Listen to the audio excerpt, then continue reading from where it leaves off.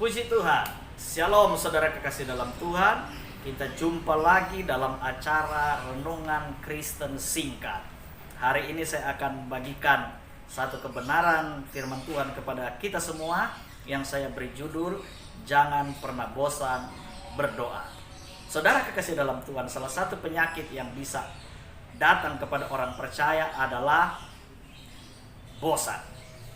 Dan salah satu kebosanan adalah bosan berdoa. Dan saya ingin beritahu kepada saudara bahwa penyakit ini jauh lebih serius daripada COVID-19, saudara. Karena orang yang bosan berdoa akan menjauhkan dia dari persekutuan dengan Tuhan. Orang yang bosan berdoa akan menjauhkan dia dari hubungan dengan Tuhan. Pada orang Kristen diwajibkan untuk selalu membangun hubungan dengan Tuhan. Doa adalah nafas hidup orang percaya. Saudara kekasih dalam Tuhan, ada satu ayat yang ingin saya bacakan untuk kita semua yang terambil dalam Injil Lukas pasal 18 ayat yang pertama, bunyinya demikian. Yesus mengatakan suatu perumpamaan kepada mereka untuk menegaskan bahwa mereka harus selalu berdoa dengan tidak jemu-jemu. Ini merupakan perumpamaan tentang hakim yang tidak benar. Saudara kekasih dalam Tuhan, dalam perumpamaan ini kita melihat, saudara, bahwa Yesus memberikan perumpamaan ini dengan tujuan supaya murid-murid selalu kuat di dalam Tuhan. Dalam hal ini mereka tidak jemu-jemu untuk berdoa. Kenapa, saudara? Karena Yesus pasti tahu bahwa orang-orang percaya bisa mengalami penyakit ini, yaitu bosan untuk berdoa. Apalagi ketika doanya selama ini tidak dijawab Tuhan. Kebanyakan seperti itu. Orang bosan berdoa karena dia berpikir bahwa waduh, saya udah doa terus loh.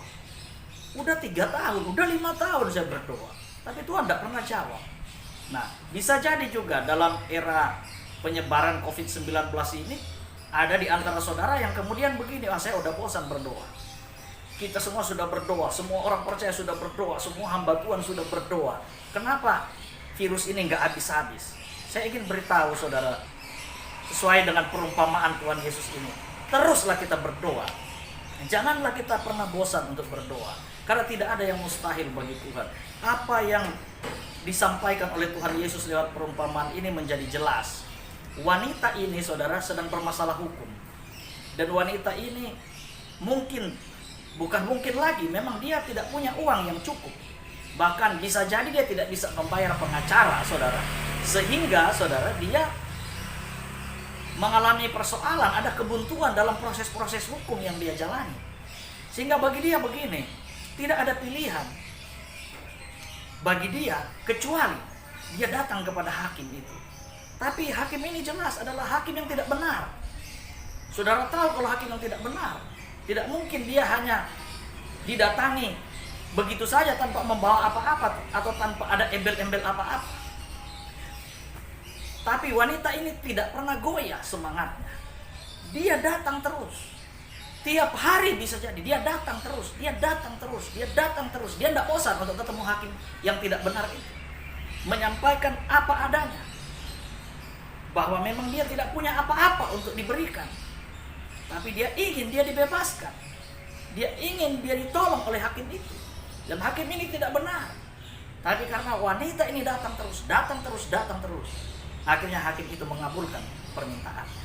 Saudara, apalagi dengan Bapa kita di sorga. Dia Tuhan yang sangat baik. Dia Allah yang penuh kasih. Kenapa kita bosan untuk datang? Kalau wanita ini tidak pernah bosan datang kepada hakim itu dan dia mengalami jawaban dari hakim itu, maka saya percaya kalau kita juga tidak pernah bosan datang kepada Tuhan, berdoa kepada Tuhan, maka mujizat akan kita alami. Akan ada jawaban Tuhan yang pasti datang kepada kita.